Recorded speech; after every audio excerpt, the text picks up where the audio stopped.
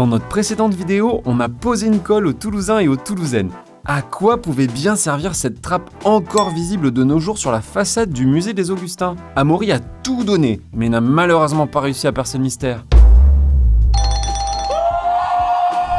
Mais comme il était super sympa, est-ce que ça te dit d'aller vérifier avec nous, du coup, ce qu'il y a de l'autre côté et voir vraiment à quoi servait cette trappe? Bah carrément, avec grand plaisir.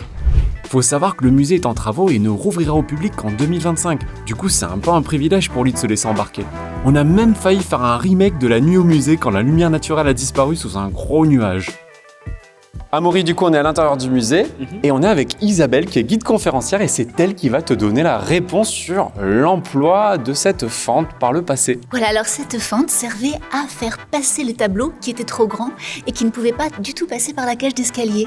Donc on ouvrait et le passage s'effectuait par ici comme par une grande boîte aux lettres verticale. Isabelle, est-ce que tu peux nous dire la dernière fois que cette trappe a été ouverte? En fait, ça date de 1995. Il s'agissait en fait d'envoyer à Paris une des œuvres phares du musée des Augustins, le tableau de Delacroix, qui était tellement grand que on a dû utiliser donc ici ce passage. Voilà, si comme Amaury tu savais pas à quoi servait cette fente, la prochaine fois que tu vas repasser avec ta famille ou tes amis, tu vas pouvoir montrer le détail et expliquer toute l'histoire, frimer un petit peu. N'hésitez pas à vous abonner au compte Instagram du musée des Augustins et de Oh là là Toulouse, à bientôt.